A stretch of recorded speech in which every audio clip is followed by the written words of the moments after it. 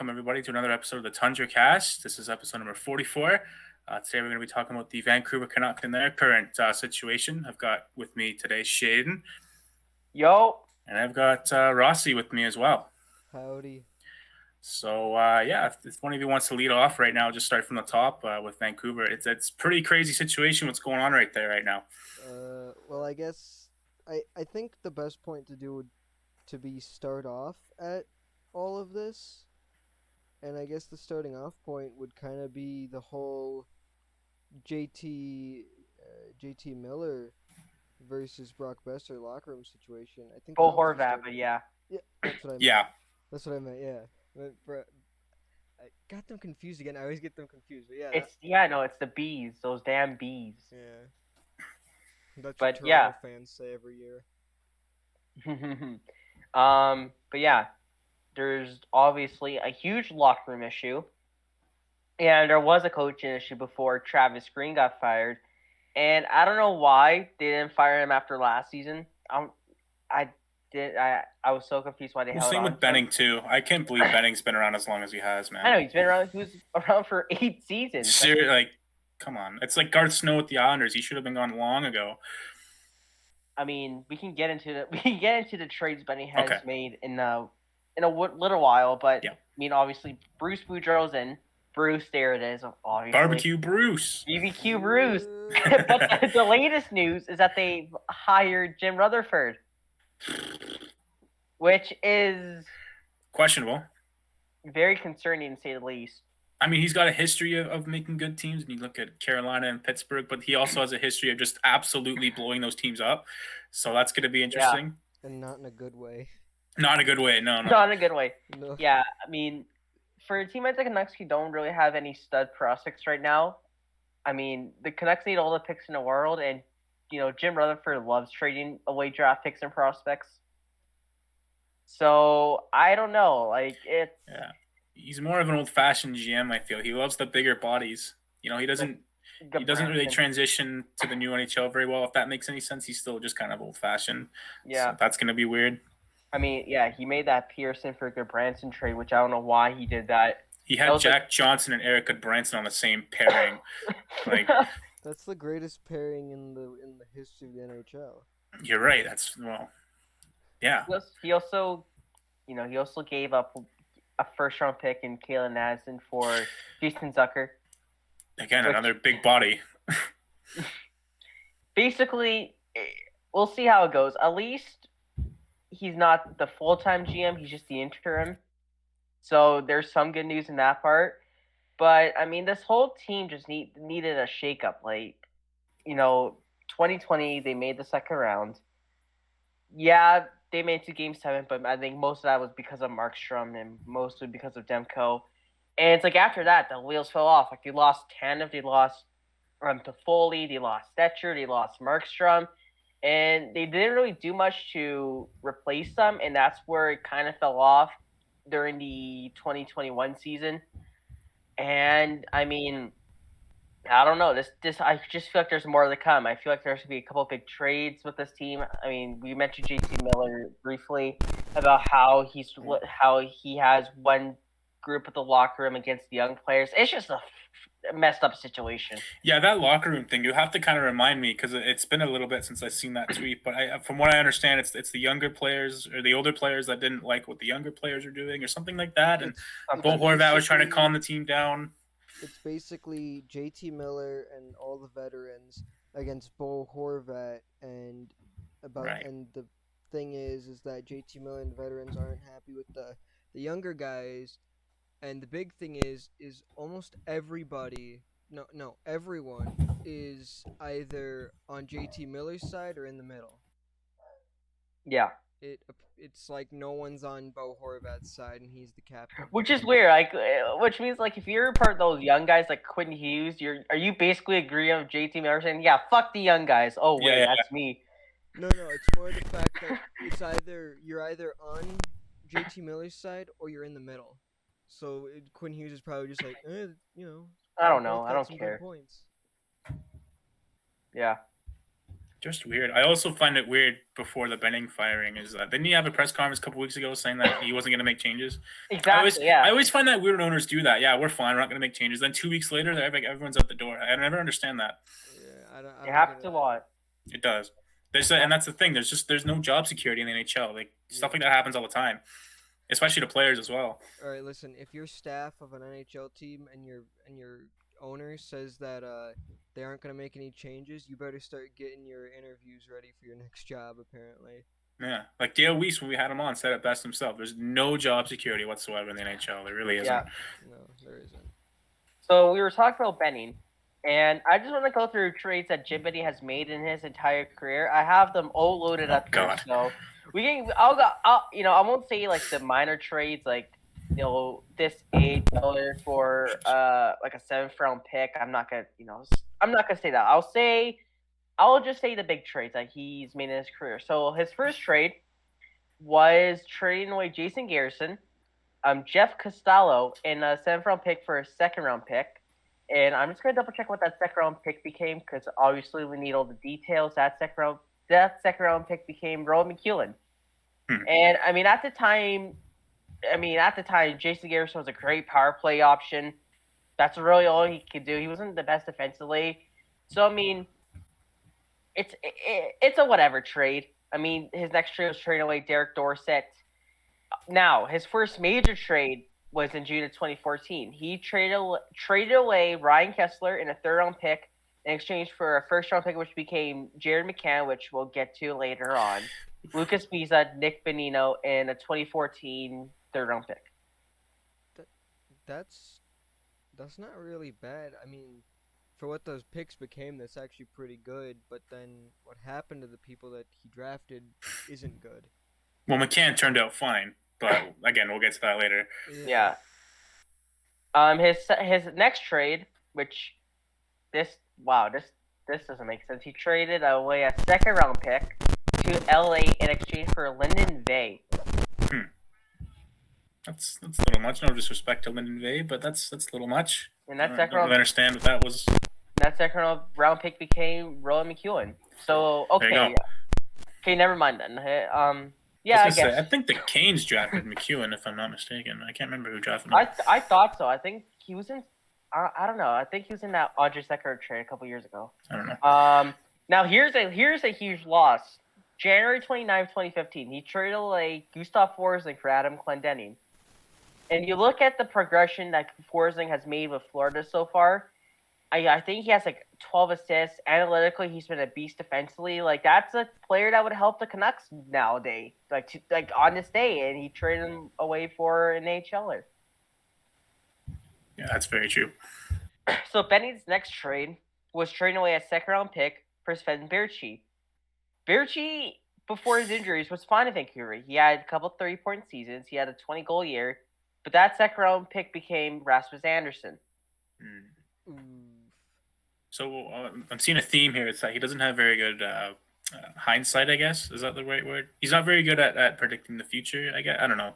I don't know what the right word is. I see what you're saying. Yeah. Couple smart trades, Corey Conacher, whatever. He then traded Kevin Bieksa in 2015. And he gets back a 2nd round pick. That 2nd round pick became Philip Gustafsson, which is weird because he was drafted by Pittsburgh. Okay. I guess. So I'm guessing that 2nd round pick must have been. If we got Bonino. Yep.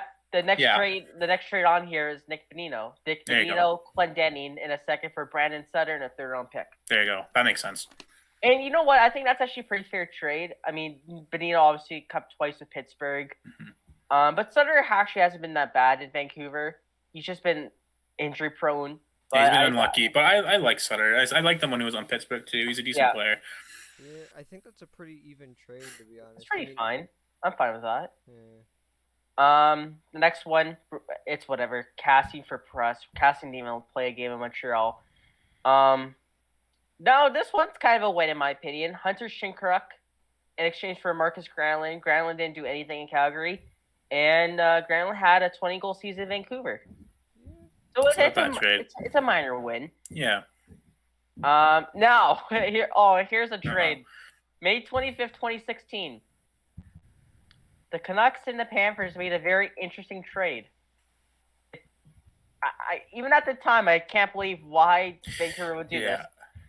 The Vancouver Canucks traded Jared McCann, a second-round pick in 2016. Yes, they added a second-round pick, which became Rasmus Asplund, in a fourth-round pick in exchange for Eric Gabranson. Yeah, I don't know. Like, what the hell? He went third overall, though. Yeah. Gabranson went third overall. Did you guys know that he was a top 5 pick? Yeah, I know. Yeah, third overall. That's what I just said. Third overall. That's why Benning took him. He was just like, he was picked top 5 for a reason, guys. This is obviously a major win for Vancouver. No questions asked, obviously. Obviously. He's third overall pick, for God's sake. Yeah. And now this trade, next trade, it wasn't bad until this season. They traded away Alex Burrows in exchange for Jonathan Dahlen. Dahlen didn't do anything until this season with the Sharks, where he has 14 points in 22 games. Yeah, that's always a weird one because we kind of always knew that Dahlen was a really good prospect for Vancouver. He just never ended up playing for Vancouver. That's a bit of a weird one. And it's weird because he had 70 points in Sweden last year. He was amazing. He's really good, yeah. He just, I don't know what happened there. 4 days after that, he traded away. Oh, do you have thoughts? No, I was just laughing that not even a week later. This was during the trade deadline. Oh, no. He traded away Yannick Hansen for Nikolai Godobin, which actually really isn't that bad. Yeah, it's not bad. There's a fourth-round pick going to Vancouver too. I want to know what that became. That became Tim Soderlund. Oh no. He was on the Swedish team, I think. Yeah, Tim Soderlund. Fun fact, was traded away this past offseason to Edmonton for Duncan Keith. There you go. No. Yay! Next one, Derek Pouliot, a guy Nick knows God, yeah. For Andre Perdan in a fourth-round pick. Derek Pouliot might be one of the biggest busts in NHL history. Yeah, Pouliot was not good defensively at all. I think we're seeing a trend where Vancouver's trading away assets for bust defensemen. They're trying to get better, but they're just taking the worst players. They're like, okay, here's what we have, and then they're just offering them to them, and it's just Benning trying to convince everybody, this is a good player here. Like, that's all that this is. It's the definition of in like a sports video game when you're doing like a GM NHL. Mode. In NHL, when you're doing like a GM mode, you're just trading away like a really shitty player that somehow has like good trade value, and you're just like, yeah, this is good. That's what every GM is doing to Benning, apparently. You gotta pull Jim Benning. Oh, this is just news that came out right now. Ellery Friedman is wondering if Mark Hunter would be a good GM candidate for the Canucks. So that's something I wanted to bring up actually as well, because obviously being a London Knights fan, I know Mark Hunter pretty well. Obviously he runs that team really, really great. And then when he was with Toronto, he wasn't that bad in Toronto either. So I thought he was valuable even for like when Montreal was looking for a GM still. I was going to bring his name up as well. I think he'd be decent. He did a decent job at Toronto there, and we obviously know what he's done for the Knights. So I'm pretty sure Edmonton was also looking at Mark Hunter I think they were too, yeah. Yeah, I think so too. So back to the trades. He traded like Thomas Vanek for UC Oaken and Tyler Mott. I think that's actually fine considering Vanek left the NHL straight after that, and Tyler Mott's been a good energy. Yeah, Mott's not been too bad. Yeah, he's been fine. It's actually a good trade. What else is there? Brandon Leipzig. Remember him? Ooh, God, yeah. Don't say who drafted him. Nashville. No. Oh no. There's some weird trade here. Anders Nielsen, that's whatever. Luke Shen in a 7th-round pick. Whatever. Fifth overall though. Yep. He traded away Sam Gagner for Ryan Spooner, which kind of looking back is kind of a loss considering Gagner still plays and Spooner's been exiled to the KHL. That's sad. I always kind of liked Ryan Spooner. Yeah. He then traded away. This is where Jonathan Dahlen comes into place. He traded away Jonathan Dahlen in exchange for Linus Karlsson. That's that's just the silence. I think speaks for itself. There's nothing much to say. No. That same day. No. That same day, he traded away Eric Gabranson for Tanner Pearson. That's a huge win. That's a win, yeah. What the fuck? How did he get that? Anyways, how does Goodbranson just this amazing trade chip for every team? I don't understand. The only team who wasn't able to, because he's 6'6" and he weighs 230. He's right-handed. The only team who wasn't able to trade away Goodbranson for a huge package in return was Ottawa. They got like some a 2023 fifth or whatever, 7th actually. Now this next one, it's not a bad trade. When this trade first happened, I thought the Canucks did fine. They traded away a first-round pick, which became, I believe, Dawson Mercer. Yep. No. Let me just start. So they traded away American Masanik, a third-round pick, which became Hugo Alphanet, and the first-round pick, which became the player I hate the most, Shakir Mukhamadullin. Oh my god. And they traded that away for JT Miller. I mean, JT Miller is pretty good. He's a great top 6 forward. Yeah, he's great. I mean, if you trade Shakir Mukhamadullin for 10, that guy, anybody would have worked. I forgot his name. I blanked. I thought too much about Shakir. Yeah, I don't even know who we were talking about. JT Miller. That's who it was. Yeah. I almost said Tanner Pearson. I knew it wasn't Pearson. I don't know. And I'm pretty sure Tampa did something with the picks to get Blake Coleman. So it's whatever. I think it's a win for the Canucks. I mean, they're probably going to trade JT Miller this season, so we'll see what happens. But that's a win for the Canucks. They can get a good return from JT Miller depending on what team they trade him to. The next couple of trades are so small. Now, here's the one where everyone's really pissed off. On February 17th, 2020, they traded like Tim Schaller, Tyler Madden, who's a good prospect, and a 2020 second-round pick to LA in exchange for Tyler Toffoli. Now, let me just make sure who that second-round pick became. That became Theodor Niederbach, who's with Detroit, I believe. And he's a decent prospect as well. Yeah. Now, Toffoli in the regular season had 10 points in 10 games. He was scratched during the playoffs. He had 5 points in 7 games, and they just didn't re-sign him. And they signed Jake Virtanen instead. And we know what happened to Jake Virtanen. Oof. Looking back, that's kind of a loss. Kind of. This is kind of putting it lightly. No, that's a huge win for whatever KHL team is Jake Virtanen. And obviously, the year after he left Vancouver, Tyler Toffoli got a 28-goal season, and I'm pretty sure 18 of them came against the Canucks. That's hilarious. You're right. Man. And Tyler Madden is looking good in the AHL right now. Yeah. Tyler Madden's a good prospect. Yeah, in NCAA. He's one of the very good up-and-coming Kings prospects on the forward side with Byfield. Yeah. Turcotte. Yeah, Turcotte and Madden. There's so many good Kings prospects. Yeah, they're ridiculous. I totally forgot about Anderson Dolan. Jeez, they're so good. There's Velarde. God damn. Yeah, Bjornfoot on defense. He's a first-round pick. Brent Clark. Kupari. Defense, even though he can't make Team Canada. This past summer, he also traded away a third-round pick in exchange for Jason Dickinson. Jason Dickinson has 3 points this season. Not really with a third-round pick, but... I mean, even the season before that, he had 15 points in Dallas. Is that really worth third-round pick? I know he's good defensively, but is it worth that much? No. I wouldn't say it is. Also, it's not telling me who that third-round pick became. I'm good. You know what? I'm tracking this down. Who did that third-round pick became? That pick became, if I can, where the fuck is it? Oh wow! It became Artem Martino. Oh. Who actually had in the second round. Wow. Okay.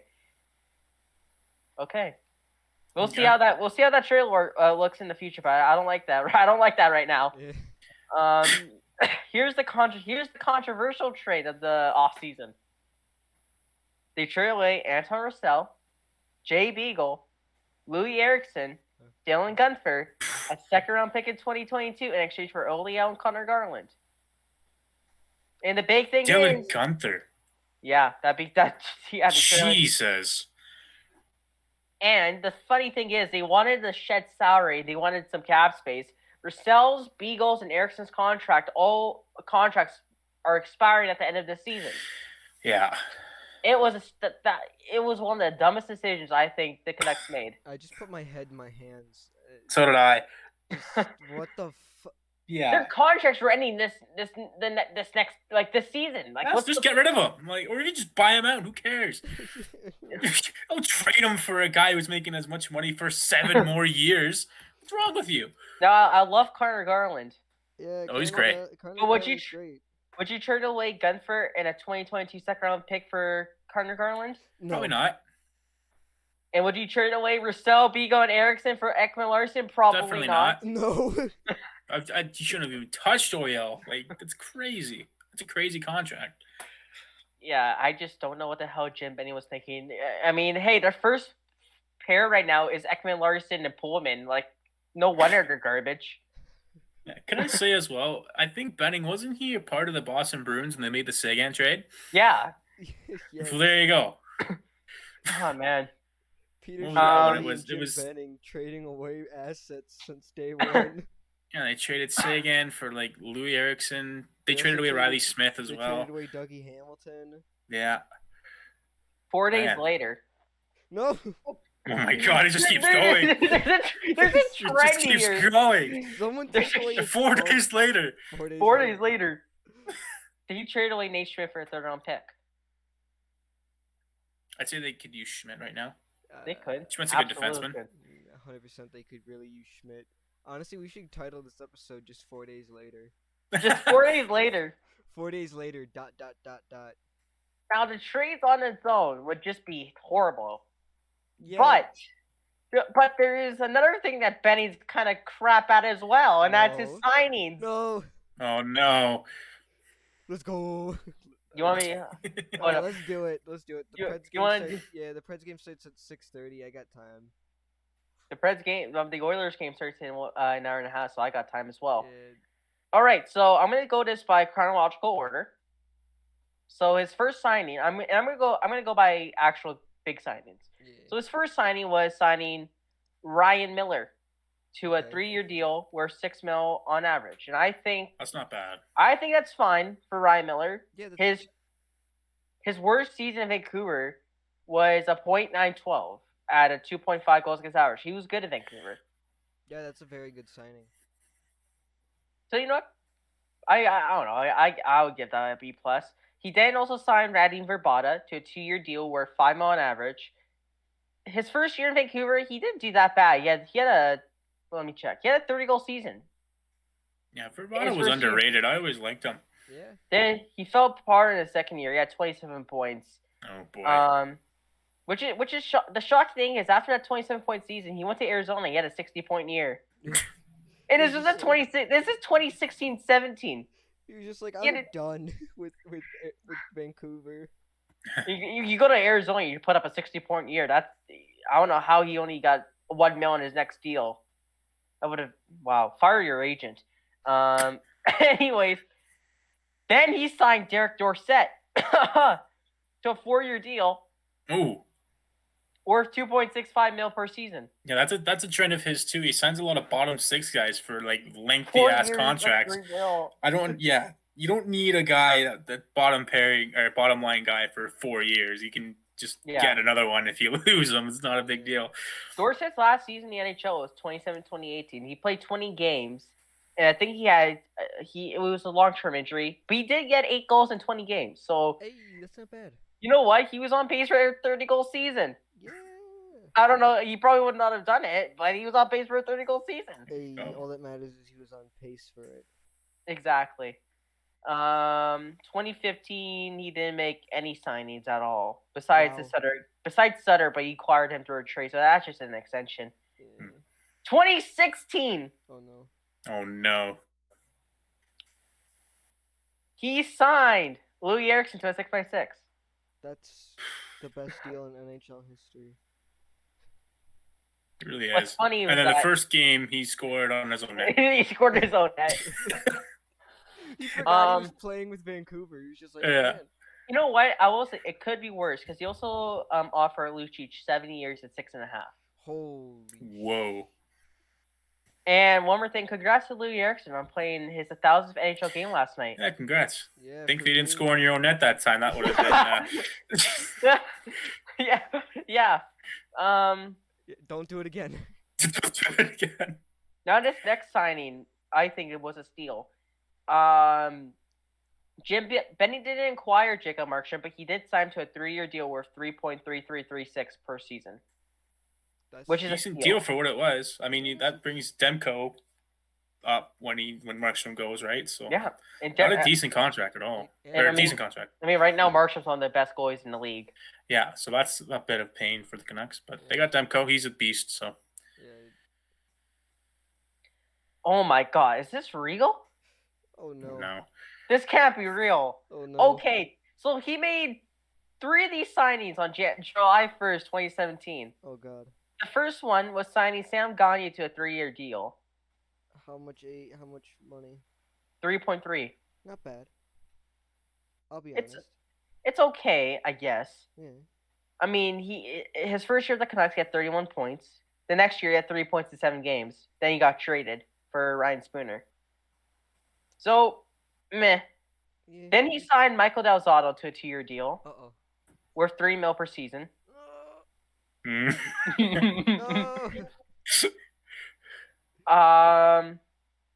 Yeah, I think we said our thoughts on that already. I think my reaction with the screech was bad. Yeah. Just the grunt. Then 2 years for Anders Nielsen at $3 million, which isn't bad, but he's also injury prone. Yep. Oh, then on February 20th, 2018, he extended Eric Goodbranson. What the fuck? For how much? He got 3 years. How much money? He got $4 million. I was gonna say, done. I think it's like done. 4.5. What the fuck? Wow. 3 years at $4 million. He's a good locker room guy that went 3rd overall, though. Yeah. Did we tell you went 3rd overall? Oh my God! Future Norris winner for sure. It just doesn't stop. July 1st, 2018. Stop. First, he signed Tim Schaller to a 2-year deal worth $2 million. I know his first and only season of the Canucks, he got 6 points.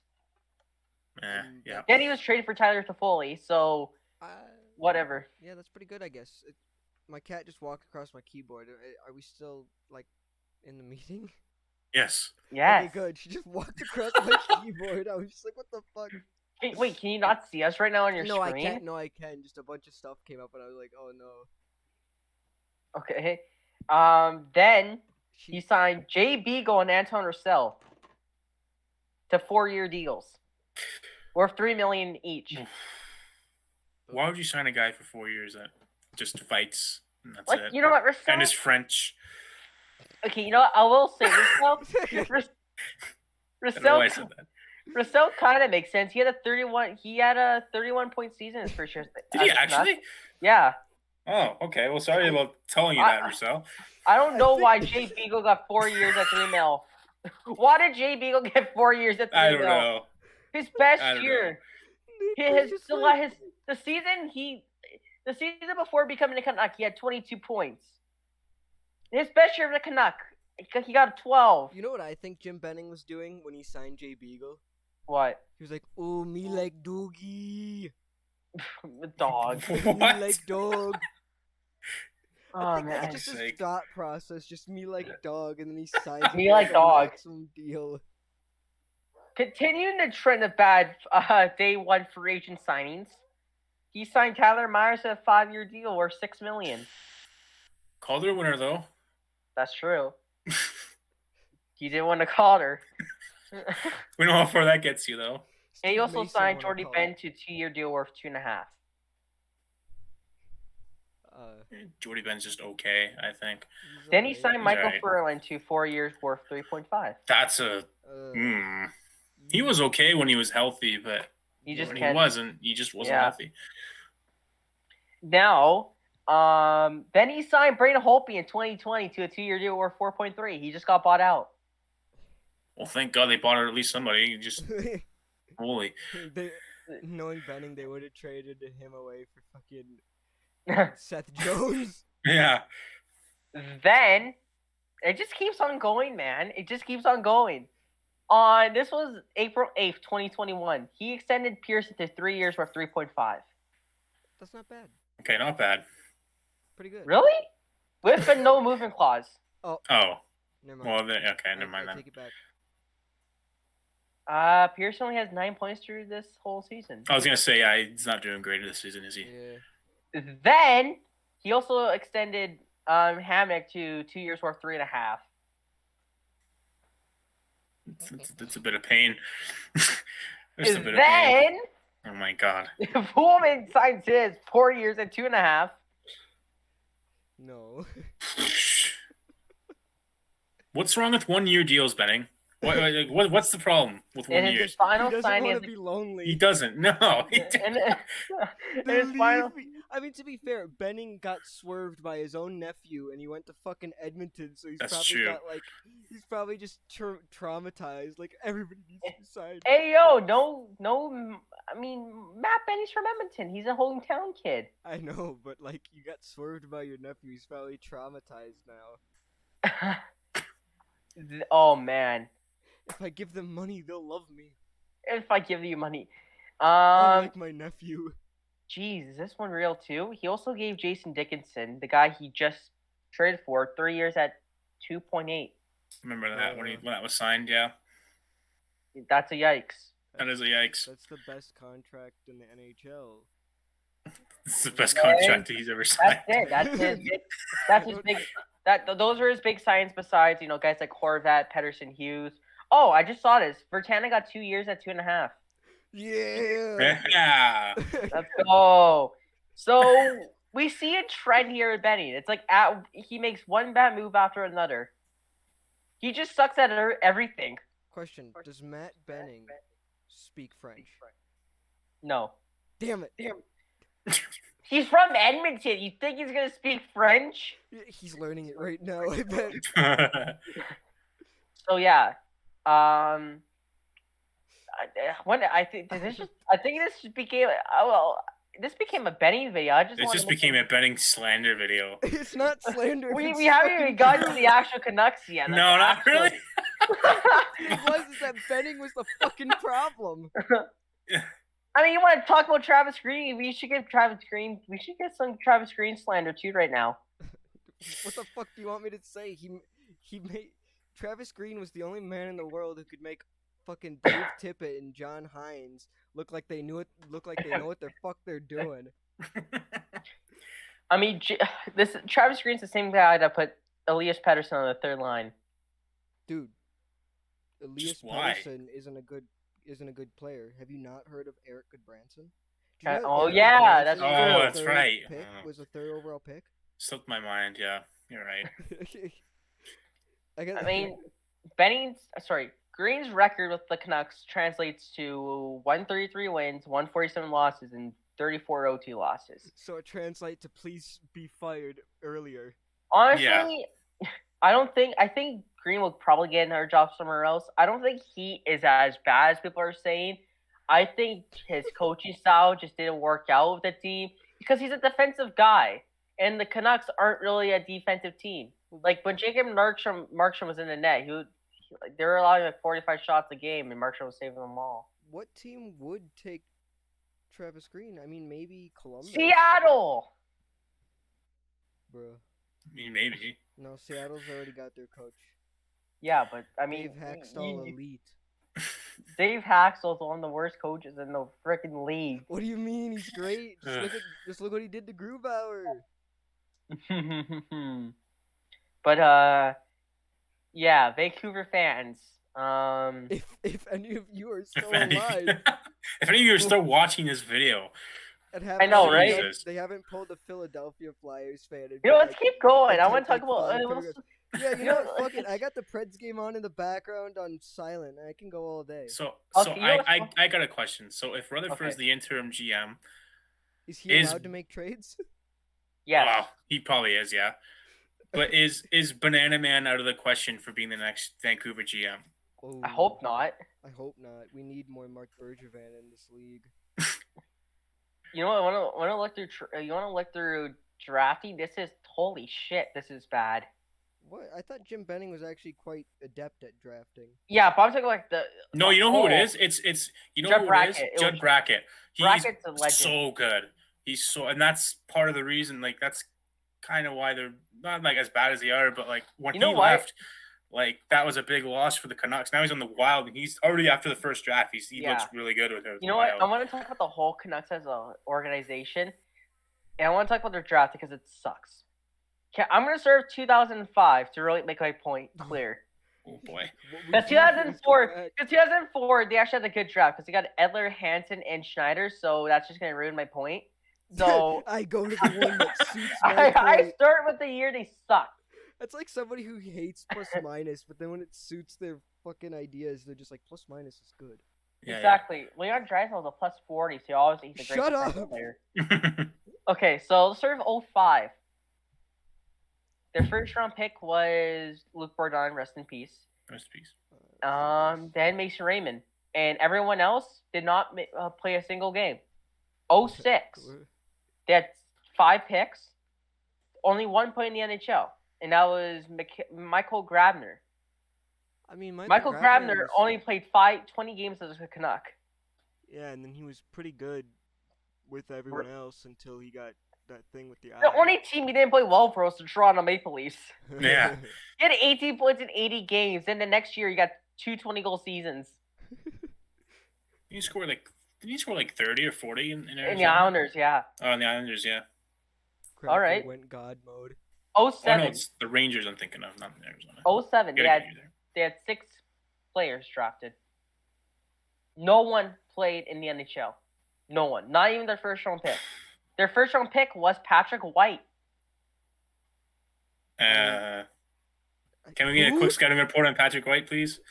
No disrespect, but I just need a quick scouting report. Patrick White, in the year he got drafted, had 9 points in 12 games for Tri-City. What the? That sounds like a fake name, though. Patrick What's your White. name? Patrick White. There's gonna be a Patrick White in the comments. They looked at the 2007 draft. They saw Patrick Kane was going first overall. It's just the first name that pops into his mind. Patrick White. That's my name. His name's Patrick too. Get him. 2008, they also had 6 players drafted. Only one played more than 10 NHL games. That was Cody Hodgson.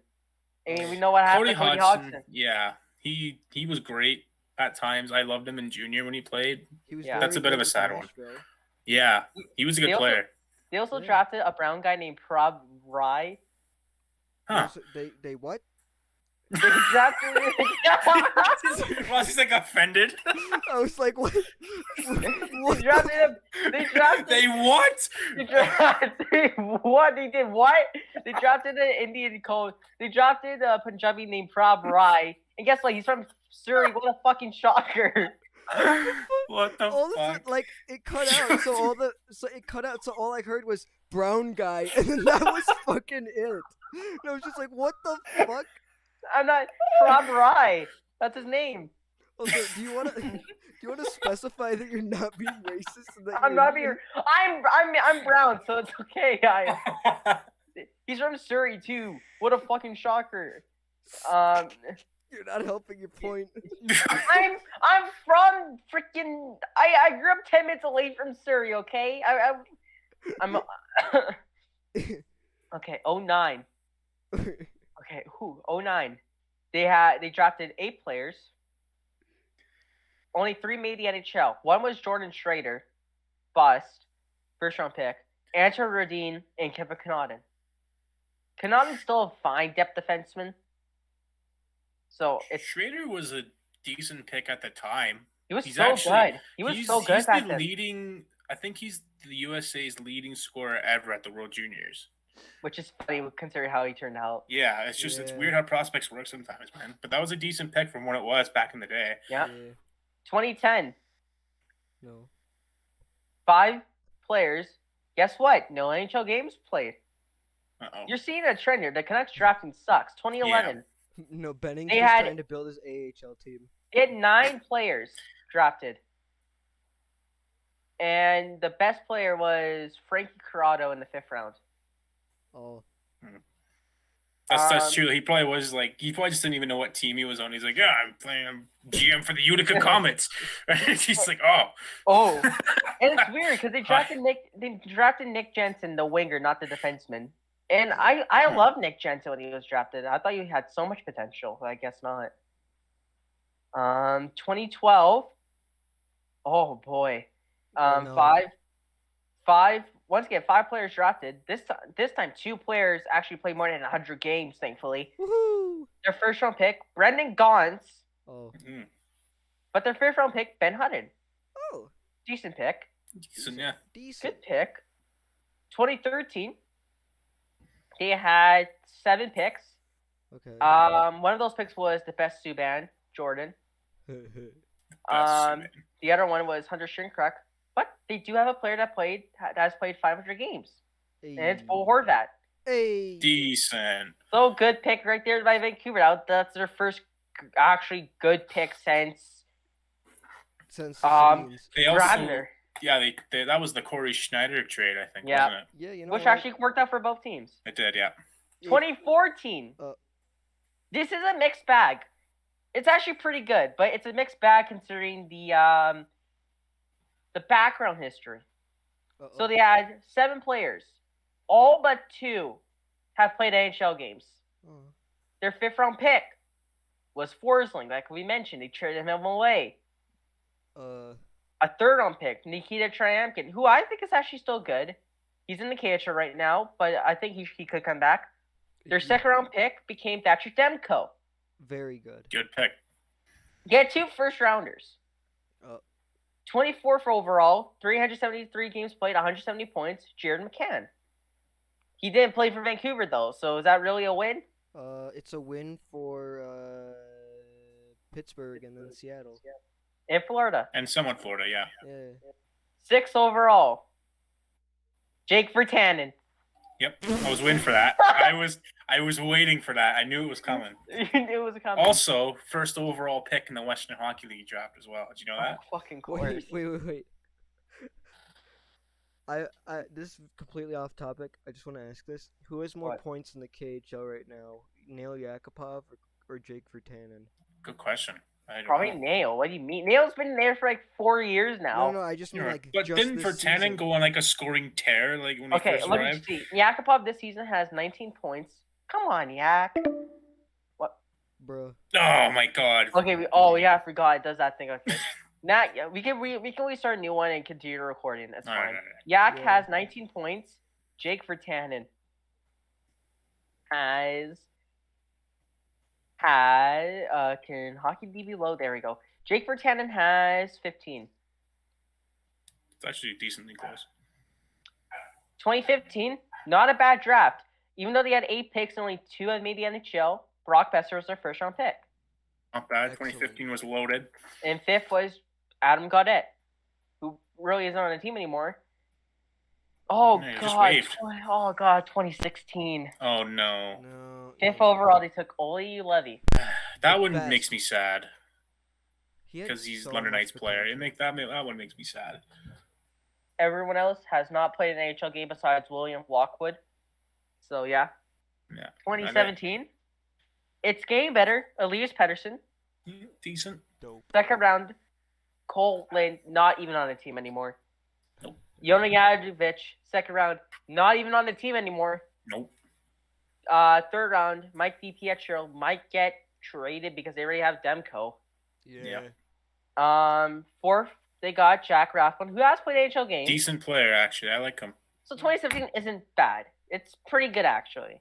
For what we've seen, it's pretty good. From what we've seen so far, it's probably their best draft ever. 2018, they got Quinn Hughes. And Jet Wu.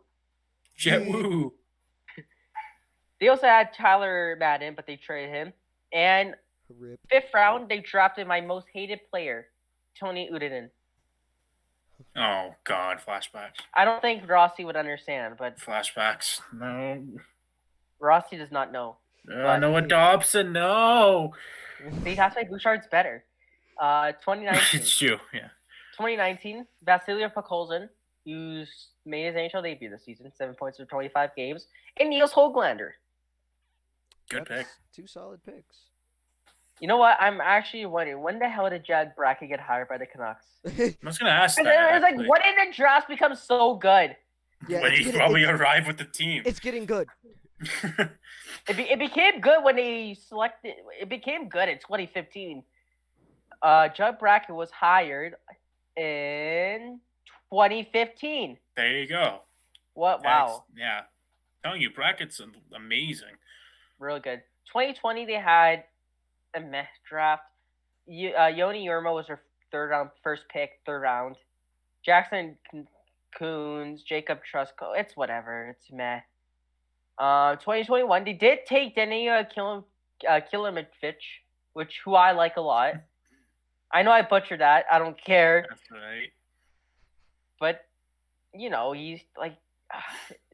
there's a reason why the Canucks have suck, because of signings, trades, and drafting. And who runs that? Jim Benning.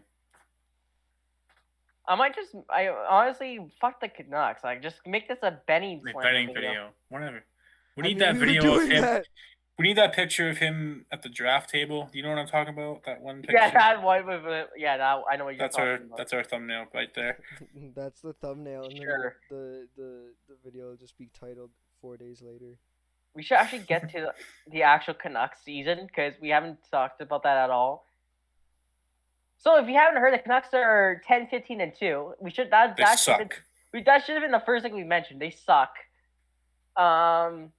And I don't know what's up with them. I mean, yeah, it was Travis Green and Jim Benning, but it was like they just sucked in November. Like, in October they went 3-5-1, which early season struggles. I get it, but then they went 4-9-1 in November,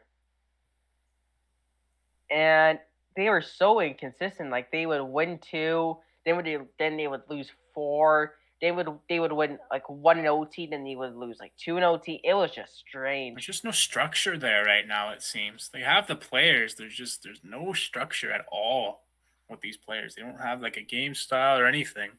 Yeah, even JT Miller said we don't know what the hell we're doing. Exactly. See, like, that's amazing that he said that. First of all, because that's what I feel like they think in games as well. But like, that's amazing that he said that. Yeah. There's just no direction whatsoever from anybody, it seems. Yeah, it just seems like it was just all falling apart. And this team has been rebuilding since 2014. Like, I know they made the playoffs in 2015. I mean, they also lost in Calgary in like 6 games. Like, they've been rebuilding for so long. And 2020 was such an outlier. And I don't know. I think this team needs to redo the rebuild, because it's not working out right now. And I wonder if you can get a good return on guys like Brock Besser, who's 24 years old. At the same great time, future. though, I think some guys that they can keep because they're just that young. I mean, Quinn Hughes, Elias Pettersson, Niels Höglander, Puck Holzen, you maybe Paul JT Horvat. Miller is definitely a guy that should be up on the block if he's not ready. Anybody over 26, I'd say you can get rid of. I mean, OEL should be on your block as well, but that's not happening. I mean, if you can put him on the block, I can't believe that. Put him on the block. No one's gonna ask about him though. Like, an underrated ad for a team would be Paul Horvat. Oh yeah, definitely. Yeah, definitely. And I do think there would be team, and I do think that if the Canucks go up to Horvat and they say, "Would you welcome a change?" I think he would say yes, because he's been there forever. He's been there since 2014. He's only made the playoffs. He made the playoffs his rookie year, but he's only made the playoffs once since then. And this team has no direction right now, like Nick said. Yeah. And Horvat's a clutch player too. And he has been for a long time. And he's even since London. He's just a very integral part of that franchise, it seems, mainly in the way of like. But do you hand like the heart and soul? That's true, but I mean, they could go in a new direction, and they could give Elias Pettersson or Quinn Hughes a captain. Or give it to OEL. If they give it to OEL, I swear to God. If they give it to OEL. I mean, Bruce Boudreau is not that dumb to do that. He'll just right. I don't know. I mean, we could talk about barbecue Bruce too. Like, I mean, you said. I mean, I don't know if we said during the podcast, but Ross. I mean, it's pretty known that the playoffs aren't the the playoffs aren't Bruce's thing. If you go back to his time in Washington and his time in Anaheim and Minnesota. Basically, if you got Barbecue Bruce, you're making it to the playoffs, and then you immediately want to fire him. You lose in a Game 7 constantly. Home Game 7 constantly. But the thing is, like, I'm going to tell you where each of Bruce's teams have finished each season. He spent 07-08 in Washington first in the division. All these are in the division, by the way. 08-09, first in the division. 09-10, first in the division. 10-11, first in the division. 11-12, he got fired halfway through. Really? 11-12, that same year, he actually got picked up by Anaheim. They missed the playoffs. 12-13, first in the division. They let him go. Minnesota, second in the Central, third in the Central, seventh in the Central. He gets fired. He's probably one of the best regular season coaches in the league. Yep. Yeah, probably. He just Doesn't can't understand what the playoffs are. He's only made the third round once in his career. That was with Anaheim against Chicago, which I think that went to 7. I want to say, or was that 6? Was that 6 or 7? Which that one? was 7. Was that 7? Right? Which one was it? Anaheim Chicago 2015. I'm pretty sure it was 7. I don't remember. It was not or 6 or 7 games, but yeah. But I think the purpose of this hire was to just kind of try to right the ship. Yeah, like do something. It was a desperate move. Yeah. And I mean, we'll see what happens. I mean, first of all, this meet's gonna end in 2 minutes. We gotta restart a new one soon. Yeah. But I don't know if just firing the GM and firing the coach is enough. No. I don't know. I think there's something else that needs to be done, and I don't think it's gonna be done. I mean, you can blame the owners. Like the Aquilinis obviously don't really care that much about the franchise. I would say if they did, they would have fired Benning right after letting go Markstrom, Tanev, Stetcher, all that stuff. Yeah, I think it's an owner issue too. Definitely could be. It's Yeah, you gotta realize that they might not be the greatest owners for your team. Yeah, Benning's making this team, Green's coaching this team, but the Aquilinis are building the front office that are creating these teams to compete, and they haven't picked the right people. No. So I think you hire Jim Rutherford, you see how that goes. You hire a new GM, you see how that goes. We'll see how Boudreau goes. But if that doesn't work, you might have to point the finger at the Aquilinis. Yeah. I think especially it will be the way how they react to how Bruce Boudreau and Jim Rutherford do. Because if they do well and they extend them, then fine. But if they do shit and they extend them, then that's bad. And vice versa. If they do good and they don't, then You know what I'm wondering? What if they bring back Mike Gillis? I mean, I think it's a long shot, but at the same time, it's Vancouver. Anything can happen at this point. Yeah. I mean, Vancouver historically hasn't had the greatest coaches either. If I'm gonna read off these names and there's a couple of reasons why the Canucks have been kind of bad over the last couple of years. I mean, obviously you have Travis Green. They had Willie Desjardins. They fired John Tortorella after one season. That was an amazing only season of Vancouver. The stuff that he did, the whole locker room fight with Calgary, that's legendary. That was legendary. He had a legendary year in Vancouver. Good job, Torts. He also kind of didn't play Luongo in an outdoor game. We don't talk about that. I mean, they also did have Alain Vigneault for 7 years. Yeah, that's when he was good. Yeah. Now it's ever since the Rangers made the finals at 13-14, he's just been bad. Yeah. Now he doesn't have a job. Mark Crawford before that. Mike Keenan. Oh man, Mike Keenan. Oh, Mike Keenan. Wow. The original John Tortorella. Oiler coach legend Tom Rennie lasted 1 year. Pat Quinn's legendary. I can't disrespect Pat Quinn. Yeah, no. I mean, besides Pat Quinn and Vigneault, all the coaches I've named off are kind of trash. Just a little bit. For the Canucks, anyways. Tortorella's had some success in the past. But everyone else, I mean, especially Desjardins, has he even had another NHL job since Vancouver? LA. He had that 1 year in LA. Oh, yeah. And it was really bad. Yeah, that was bad. Well, I was like, why are you hired? I didn't get the decision to fire John Stevens anyways, but why did you hire Desjardins?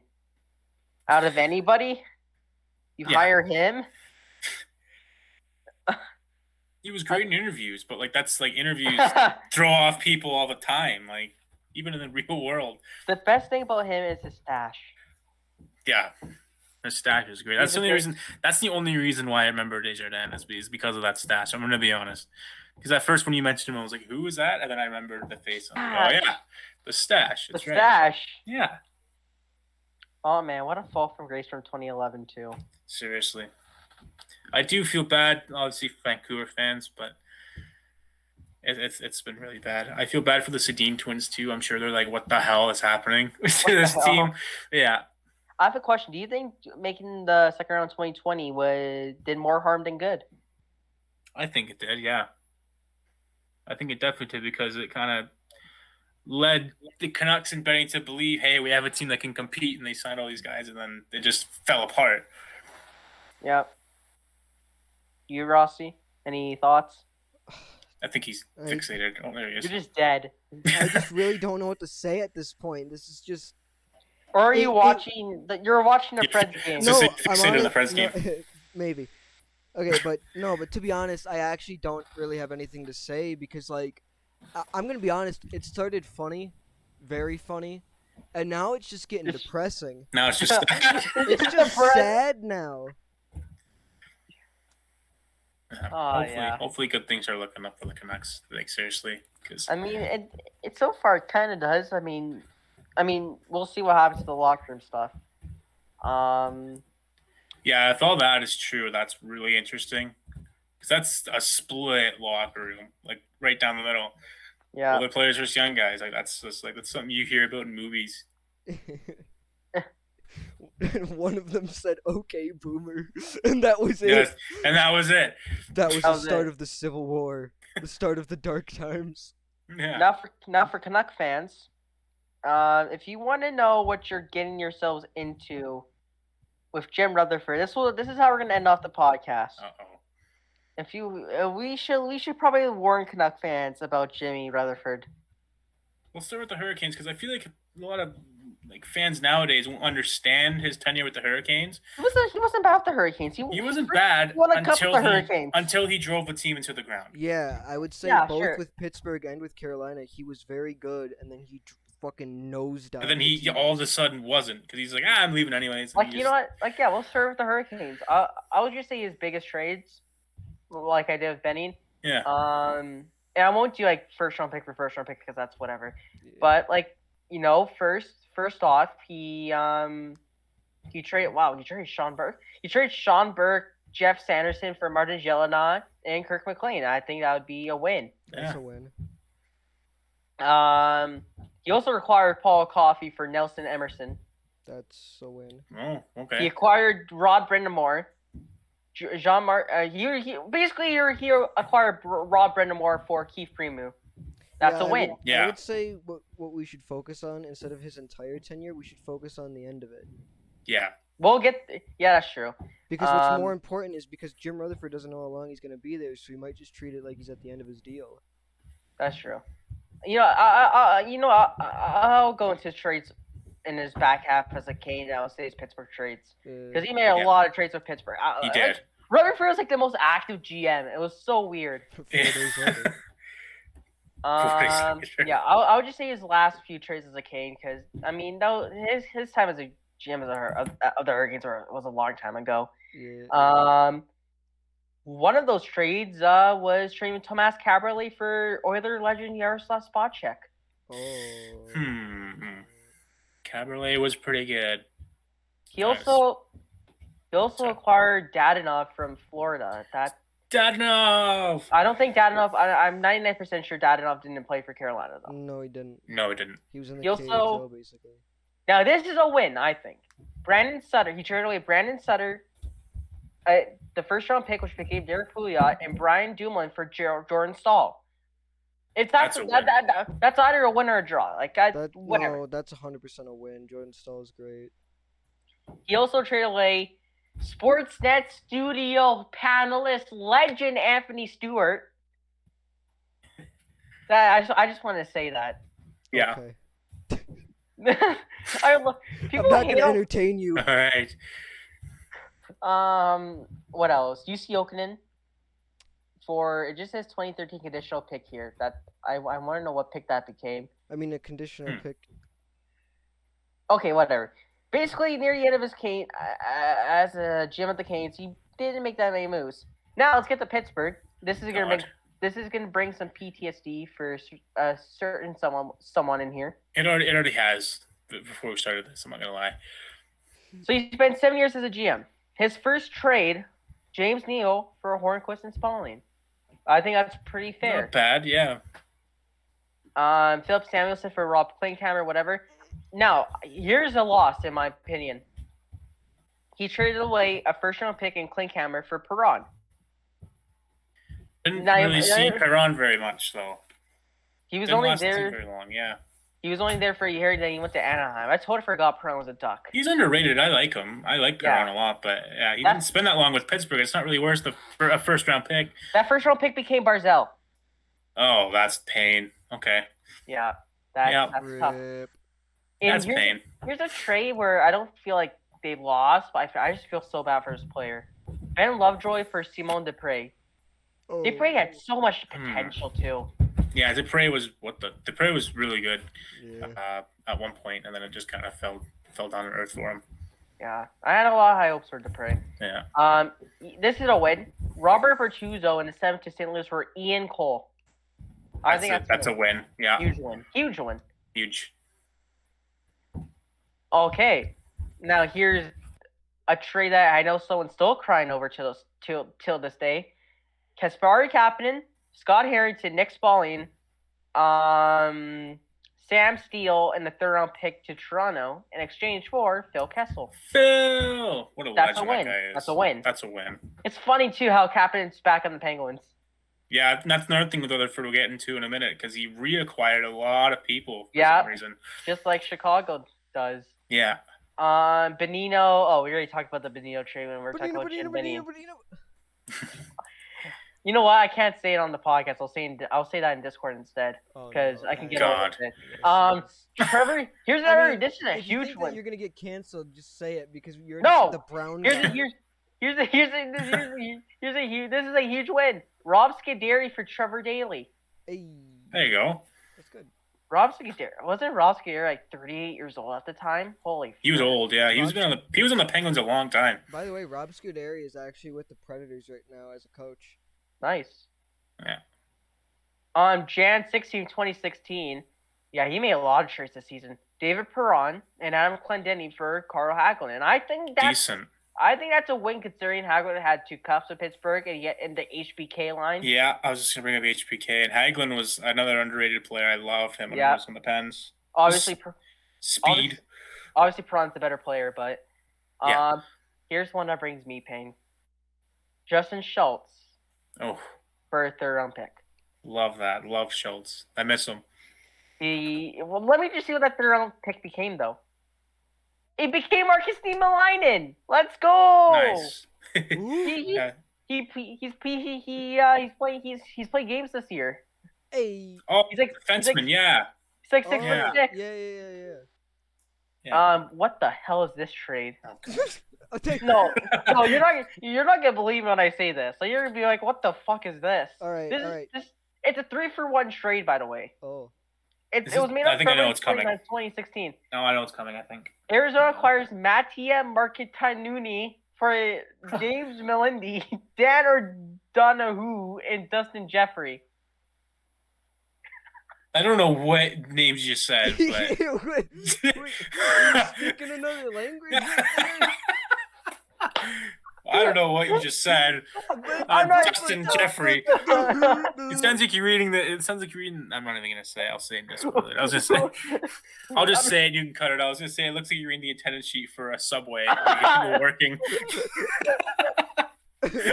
Just the one white guy. I'll put it in Discord. You guys can see. You guys can read it for yourselves. Check the TundraCast Discord.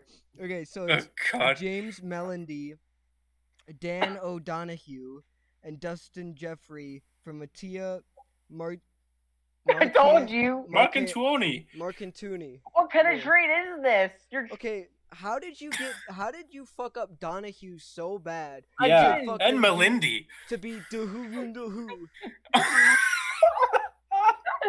What the hell? Like, I know I butcher names a lot, but at least I butcher like Russian names that I wouldn't know. You saw you're racist against Russians, eh?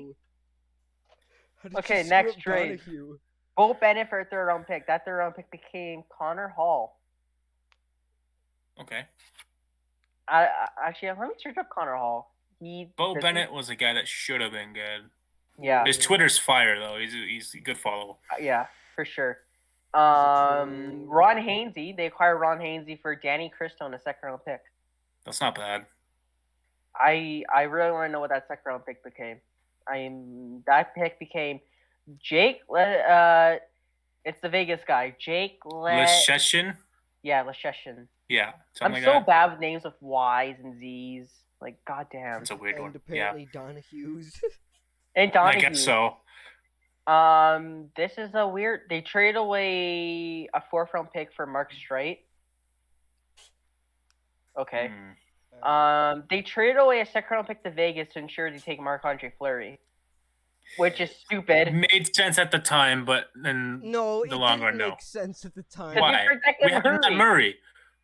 But still, it didn't make okay. You know what? Fine. I'm not gonna get into it, but I'm gonna. No. Okay. You traded away a 2nd-round pick to make sure they took Fleury. Oh. Yeah. Oh, never mind. Sorry. That doesn't make no sense. But because I'm not. Here's my all-time favorite JR trade coming up right here. He traded away Oscar Sundqvist and a 1st-round pick for Ryan Reeves in a 2nd. Oh my God! They traded away a 1st-round pick for Reeves. I remember that during the draft. I'm like, oh my God, why? I was so excited because the Pittsburgh Penguins just don't have 1st-round picks. They finally have a 1st-round pick, and they traded for Ryan Reeves. Klim Kostin. Yeah, I'm 99% sure it's Klim Kostin. Yeah, Kostin was that good. 2nd-round pick became Zach Lazone, but Lazone is a Bruin, so. Yeah. Well, actually, how did Lazone get traded? Isn't Lazone? I think isn't he one of the guys? Oh no, I think it's Jeremy Lazone. One of them's retired. Yeah. Sorry, it's Zach Lazone. I guess that's Jeremy's brother.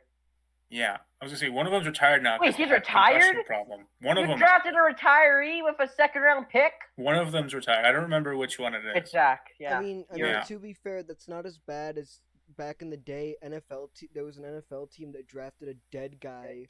The same dead guy. What? Yeah, the same dead guy in back-to-back years. That's just fucked up.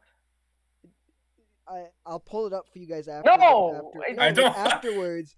ESPN was having a shit show with that one. You know, like in the NFL draft. ESPN. This is before ESPN existed. Oh well. Okay, next trade. They would have had a field day. This is a trade that I think they kind of won. They traded away Scott Wilson and a 3rd-round pick for Riley Sheahan, and Sheahan had a 30-point year with the Penguins that year. He's one of the most interesting players I think I've ever seen for the Pittsburgh Penguins. I remember in 16-17, like he went the entire year without scoring a goal, and he got the last goal to Joe. Yeah. Not Zetterberg, not Larkin. Riley Sheahan. The guy whose name was mispronounced when he was drafted. It was Riley Sheahan, right, or whatever. Sheahan. Well, he said Riley and then paused for 5 seconds. So it wasn't the NFL; it was actually the CFL, I think. And the CFL drafted a guy who was dead. And why would they do that? That's unreal. Yeah, but I guess they didn't know he was dead.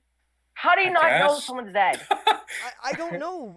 I can't explain why they fucking drafted. Okay, let's get away from the stupid dead guy topic. Whoa! Come on, man. Have some respect for the dead. Jesus. You're probably just mad. You're probably just mad that your team doesn't have Erica Branson. That's true. Probably. Right, I'm so jealous that the Flames have him and Nikita Zadorov. So okay, jealous. We're gonna cut this part out because we don't want to talk about a dead guy. Okay, next. They acquired Jamie Alexiak for a 4th-round pick. A 2019 4th-round pick. Mm-hmm. We'll get back to that trade in a sec. Yes. Because there's something very interesting that happens with Jamie Alexiak in that pick. Very interesting. They also acquired that same day Josh Archibald. I remember that. Now here we go. February 23rd, 2018. This is a trade that broke Twitter because the league literally rejected it. It was so funny. They acquired Derek Brassard, Vincent Dunn, not Vince Dunn, Vincent Dunn, and a 3rd-round pick in exchange for Phil Gustafson, Jacob Bernard-Docker, yeah. Ian Cole, yeah. a 2019 3rd-round pick, and then they traded away Vincent Dunn to Vegas along with Ryan Reeves and a 4th-round pick for Tobias Lindbergh. It was a weird trade. It's just a weird trade. But the main point is they got Derek Brassard, who did nothing. Nope. And they also lost a key goalie prospect. And they lost a 1st-round pick again. We could use Gustafson right about now. I mean, Joey's been playing great, but we could use Gustafson right about now as well. Here's another trade that makes no sense. Connor Sheeran and Matt Hunlick for a 4th-round pick. Yeah, it makes no sense at all. You're going to notice a trend as we get closer to the end of this time with Pittsburgh. Yeah. It's going to get worse and worse and worse. Carl Hagelin for Tanner Pearson. Not bad. That's actually pretty good. Pretty good. Wow. Pittsburgh, he was just okay, but yeah. Now, here's a smack dub, gigantic W. December 3rd, 2018. Daniel Sprong for Marcus Pettersson. Huge. That's big. That's a dub.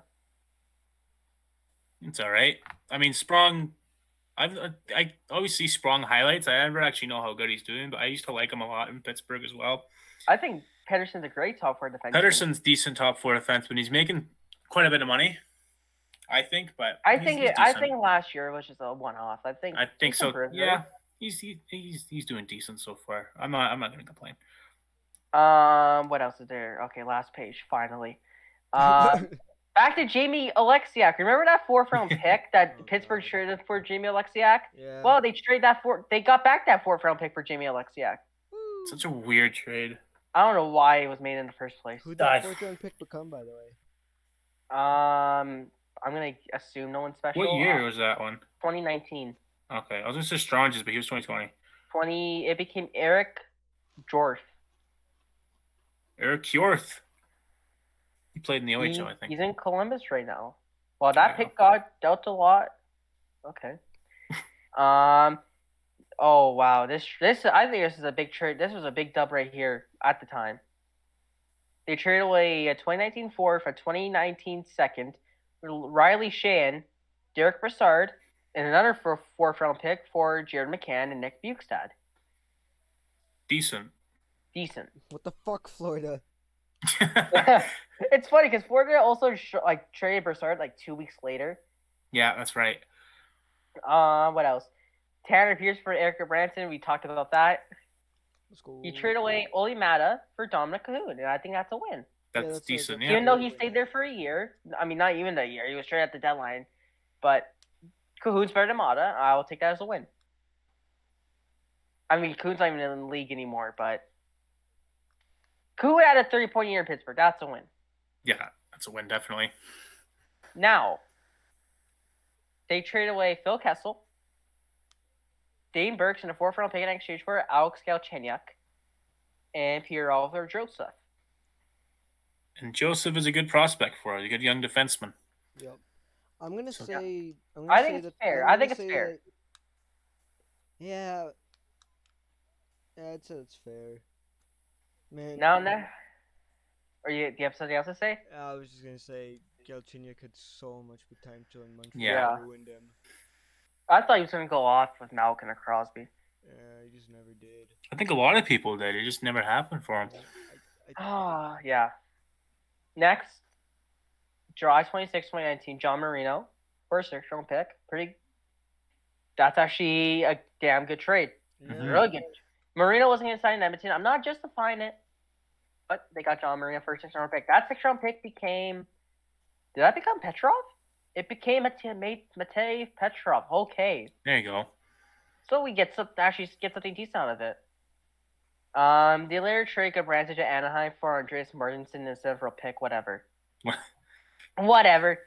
Now this trade, I think we mentioned it today, maybe not, but they trade away a 1st-round pick, Kalen Addison and Alex Galchenyuk in exchange for Jason Zucker.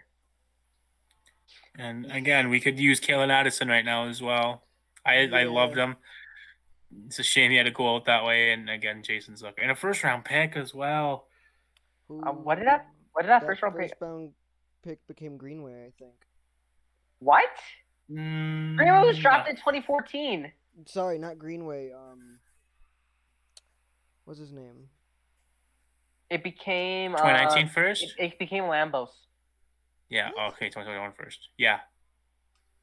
That makes what sense. What are you on, Rossi? Yeah. What did you? I don't know. I just keep Greenway. They also traded away a 2nd-round pick for Patrick Marleau. What did the 2nd-round pick become? This is 2020 Patrick Marleau. Never mind. Yeah. I was like, what did the 2nd-round become? I was like, you do realize this is 20-year-old Patrick Marleau. Oh man, the last 5 trades. There's 1 win in here. The rest aren't. Actually, no, there's 2 wins in here. He traded like Donna Kahuna Buffalo for Connor Sheary and Evan Rodriguez. Decent. Yeah, that's pretty not good. bad. Rodriguez was pretty bad before this season. Yeah, the season's been unbelievable. I'm not sure. I guess more ice time, but Connor Sheary. I mean, Evan Rodriguez is just the new Connor Sheary. Yeah. Then this trade happened. They traded away another 1st-round pick. The one time they had another 1st-round pick, they traded it, and Evan Rodriguez. They traded a 1st-round pick, Rodriguez, Hollander. We'll get back to Hollander for Kasperi Kapanen. Yeah. And the funny thing is, Evan Rodriguez signed back in Pittsburgh like 2 days later. Yep. Yeah, he was just like... He's like, I want to play for Toronto. We're going to trade you, but you're welcome to come back. We'll sign you. Yeah. But you're getting traded. Same thing with Philip Hollander, eh? I mean, Rutherford didn't do the McCann-Hollander trade, but Hollander's still back. Mm-hmm. Next one, I remember this day vividly. September 11th. Oh no! I didn't mean it like that. No, dude, no. I meant to remember the day it happened and the reaction. Not like that either. No. Oh my god! I remember what Pens fans were saying after this trade. Yeah. Wait, trade World Trade Center. Stop! Oh, stop! No. We're gonna get fucking canceled. All right. They traded away Nick Bukestad for a 7th-round pick, but just pain. Just pain. 50% retained. Just pain. Just pain. I hate it so much. Just pain. Who'd they get back? No. A conditional 7th. That was it. That's it. Next, 13 days later, they traded away Patrick Hornquist for Colton Sevier, Oiler legend, and Mag Matheson. No. Matheson's a forward. I just hear your cat in the background. Even my cat didn't like that trade. No. His final trade as a Pittsburgh Penguin GM was Matt Murray for John Gruden and a 2nd-round pick. I mean, to be fair, that's a very good trade. Good trade. Especially with what Matt Murray is right now. So, Canucks fans, do you feel any better? I don't think you should. You're going to see a lot of former Canucks probably become Canucks again. I don't think any Vancouver Canucks fans are still watching this. If you have been, good job. Congratulations. You have made it this far. Basically, we're putting all the blame on ownership, the GM, and somewhat Travis Green. somewhat Travis Green. I just like how the last third of this video has just became a Pittsburgh Penguins video. A little bit, yeah. It has to do with it. Yeah, it has to do with It's true. it started out as a Canucks video with the locker room issues, and then it became a "fuck you, Jim Benning" podcast. It was like, then it became Jordan Green sucks. Why? Who's Jordan Green? Jordan Green. Fuck. Patrick White. Patrick White moment. How do you get Jordan Green mixed up with Jordan Greenway? I don't. It's like saying Mike Green. It's like saying Mike Green. I don't know, my brain is melting because for whatever reason that one picture that Nick sent of Jim Benning at the draft, my phone is frozen on that, and my brain is melting. It's just not going away, and all I can see is just Jim Benning. He looks like Beaker. All right, I think this is a good place to end it. Basically, Canucks look fans, it up. Yeah, okay, we'll end it here. So basically, what we're saying, may God have mercy on your soul, Canuck fans. Hopefully, you guys have a good future. Bring back Patrick White. What? I said bring back Patrick White. Yeah, make sure you bring back Patrick White. Bring him back. And Jordan Green. If Jordan Green, if you're out there, I'm rooting for you. But I hope you play for the Canucks one day. You know, knowing our luck, something's gonna break right when we stop recording. Oh yeah, we're gonna just absolutely start again. But oh, I just pulled my thigh. Ow! Oh. Ow! No. Well, on Nick's injury, that's it for today's episode, and we'll see you next time. Oh, what did happen?